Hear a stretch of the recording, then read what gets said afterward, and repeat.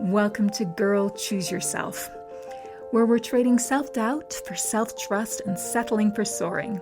I'm Eimear, your host, and together we're building the confidence to create lives so deliciously bold that they scare us a little, but in the best possible way. Because life's too precious to stay cozy in our comfort zones. It's time to choose ourselves for lives that are fabulous and soulfully fulfilling. So let's go. Welcome back and Happy New Year. I'm Eimear, your host. Listen, there comes a time in every woman's life when we realize something quietly but unmistakably true.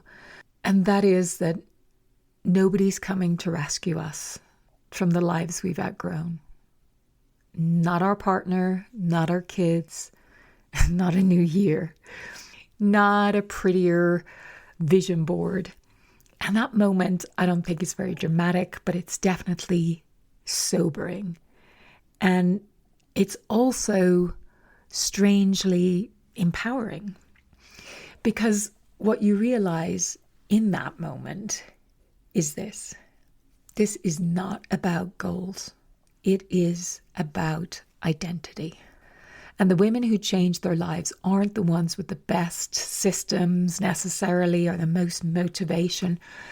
They're the ones who decide really clearly, once and for all, who the fuck they are. So let me ask you something as we begin this new year together. Who are you? Like, who does your future need you to become? And what would shift right now, if you chose her? If you listened to the last couple of episodes, we really have been laying the groundwork for this moment. We talked about letting go of the self that we've outgrown and that kind of, I don't know, I guess it's a quiet grief, maybe that dark night that often comes right before a breakthrough. And we talked about also the courage to be disliked, which is so critical for transformation and to really own our lives and to be who we truly are. That courage to be disliked and that permission slip, if you will, that so many of us are unconsciously waiting for. We think it comes from outside of us. And this episode is the bridge. This is the activation, because letting go isn't enough on its own, and neither is refusing approval. Something has to replace the old identity. And that's what this episode is all about. So I want to talk about this time of the year because January is bloody loud, right? Everybody is talking about goals and resolutions and habits and discipline and changing, although it feels a little bit quieter this year that everybody's trying to get away from this language of new year, new me. The messages are still there. And it's not that I am anti-goals by any means. I think they're very important. What I am anti is pretending that goals work without an identity shift. I think most people set goals from fear. You know, a fear of falling behind, a fear of wasting their potential, a fear of staying exactly where they are.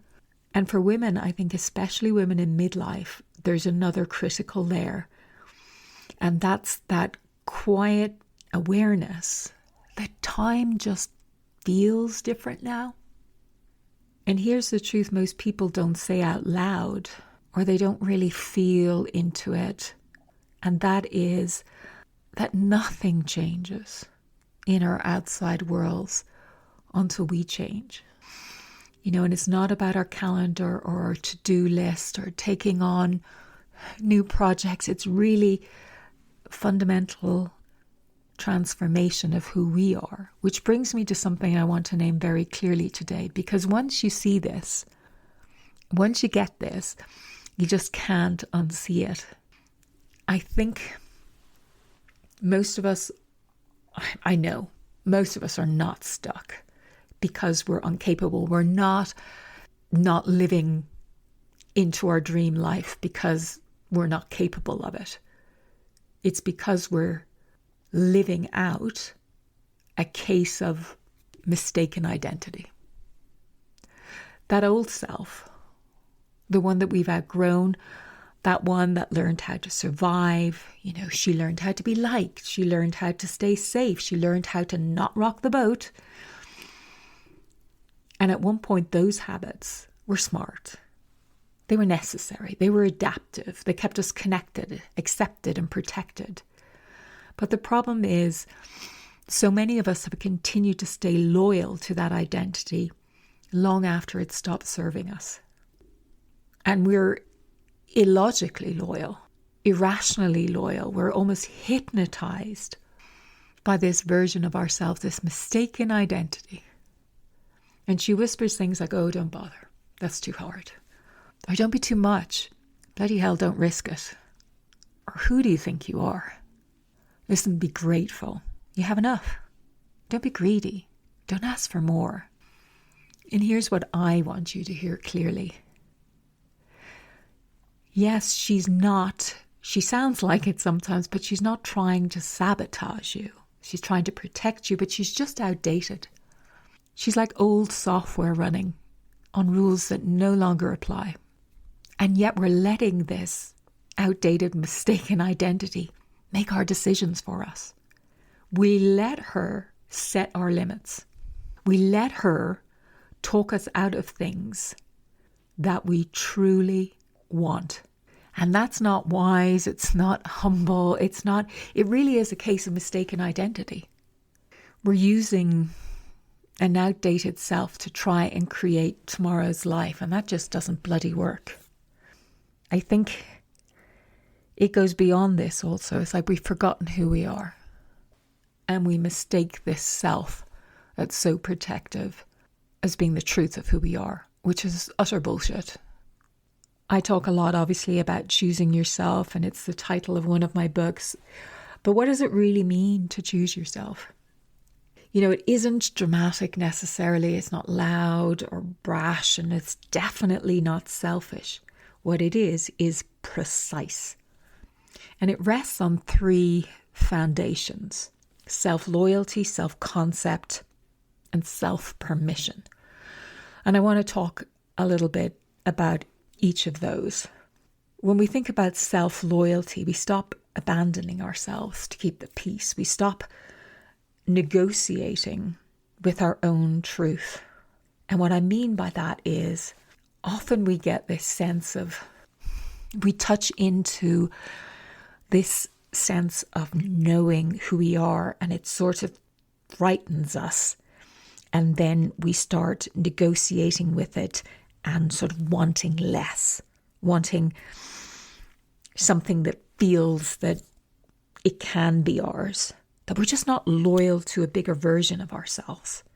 So we naturally start negotiating down and saying that will be enough. With self-loyalty, we stop explaining why we need what we need. And it's a quiet engine of a powerful life. Self-concept. You do not rise, you will not rise to the level of your goals. You will live at the level of your identity. That's so key. So many people set goals at this time of year or quarterly or whatever. It's big in January. We all get our new planners and people set goals and then they wonder why they're not achieving them. It's because we're living at the level of our identity. And unless you tap in and do this identity work, you'll never achieve those dreams, because you have to identify as the person to whom those dreams most naturally belong to. And for that, you definitely need to look at self-loyalty, self-concept, and self-permission. It's all intertwined. So you become the woman, if you will, who you practice being, who you live into. You are no longer interested in this mistaken identity. You are claiming an identity that would naturally embody your biggest desires. And I feel when I talk a lot about confidence, I really see it as a deep recognition and ownership over who you truly are, and a calm command of your inner world so that it works for you rather than against you, rather than betraying you. So these are all interconnected. This third foundation, self-permission. This is when you just, we get out of the waiting room. We stop waiting to be chosen or for some external event to happen that opens the door for us. That's the invitation. We stop waiting to be validated. We stop waiting to be told it's our turn or it's okay.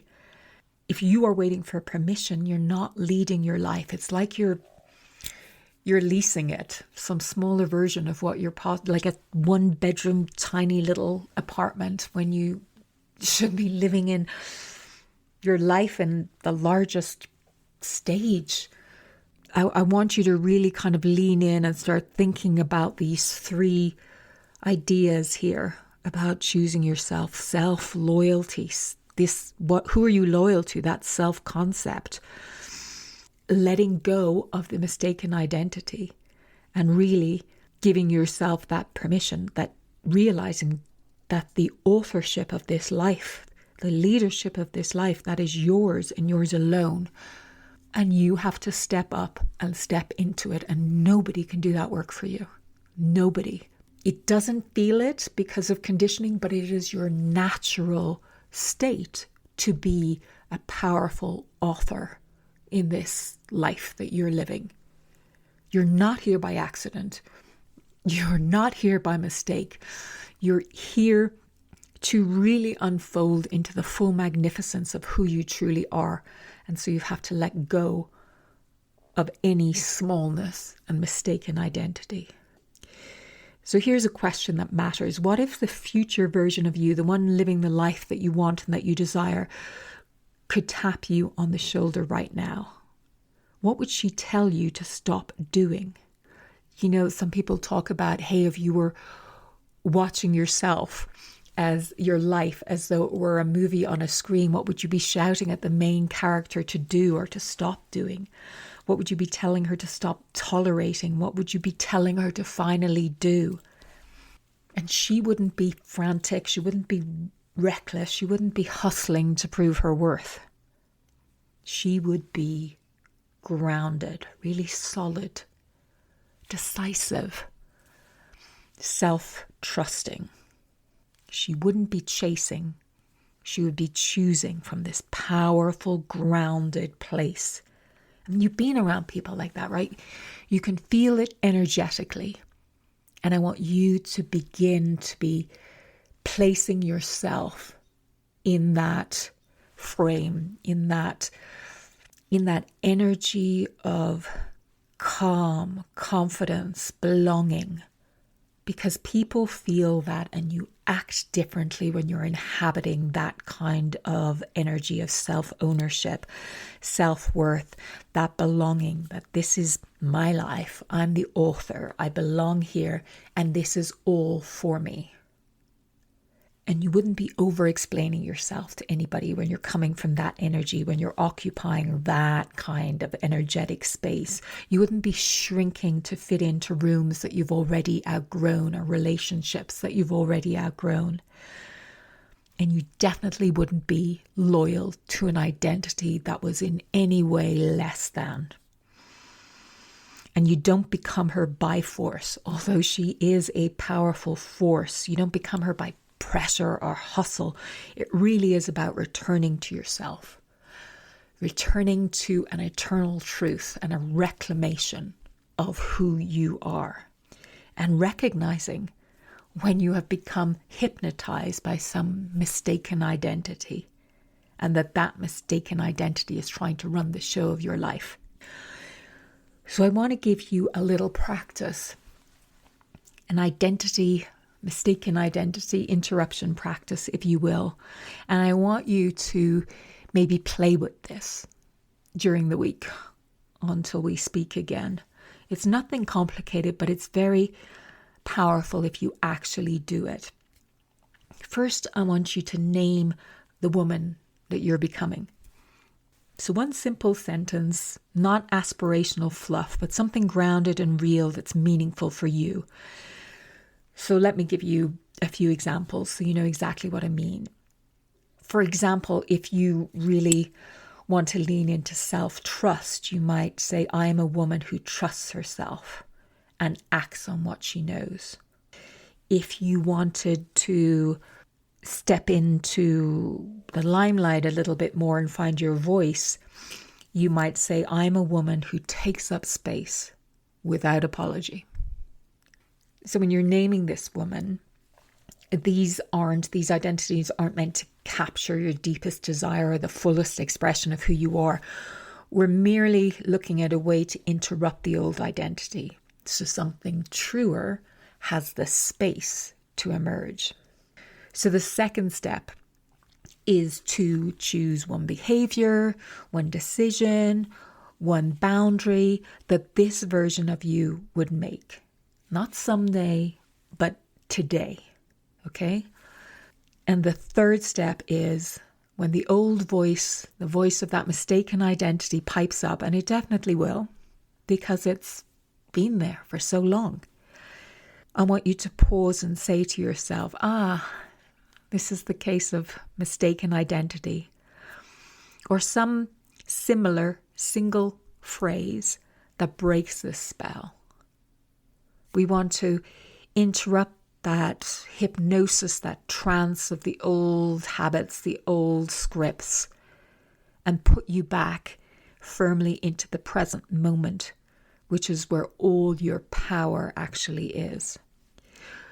So, for example, in our example of I am a woman who trusts herself and acts on what she knows, that interruption moment might occur when you feel yourself second-guessing yourself, maybe over-researching or waiting for reassurance. And you recognize, this is a case of mistaken identity. And you remind yourself, I'm someone who trusts myself now.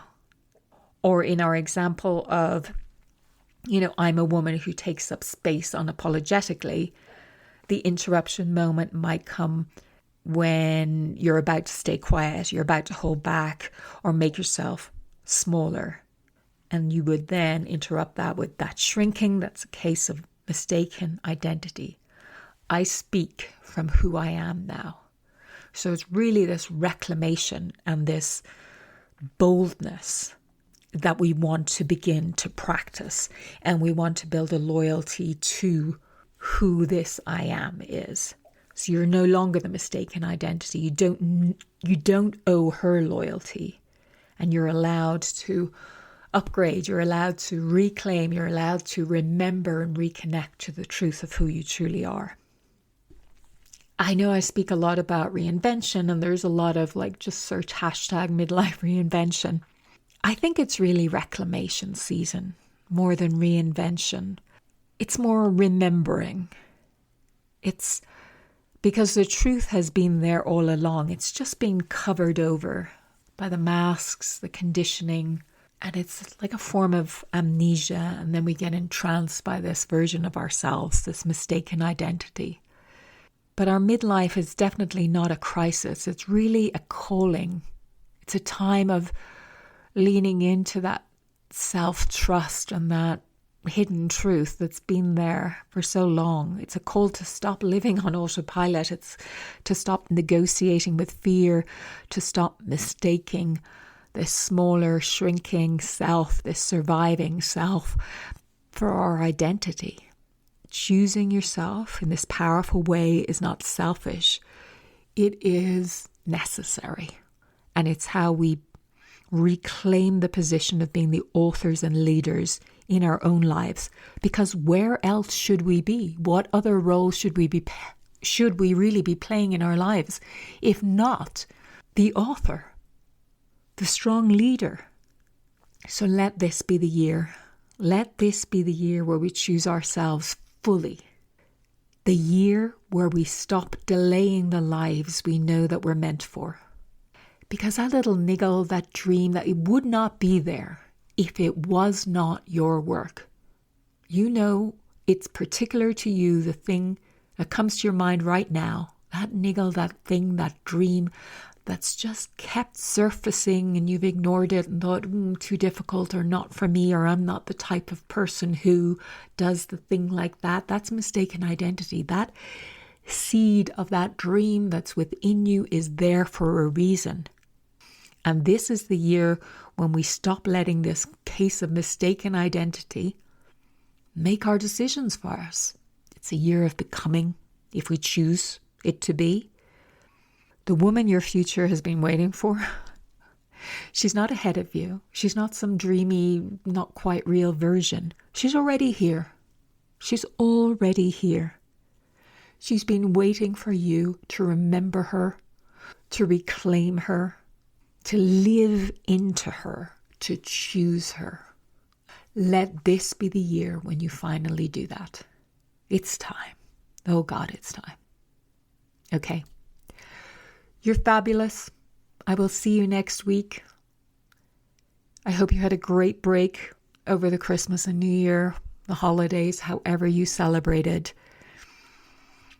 Take care of yourself and practice this interruption whenever you feel yourself letting that mistaken identity run the show. Okay. Take care. See you next time. Bye. Thanks so much for tuning into the episode this week. I hope you got a lot out of it, and if you did, please share it with somebody who you feel would benefit. And leave a review. Always greatly appreciated. Lots of free and paid resources to take things a step further. You can find those in the show notes. And hey, if nobody's told you this yet today, you are amazing, and the world is a far more beautiful place because you're here with us all. Stay cool. Bye.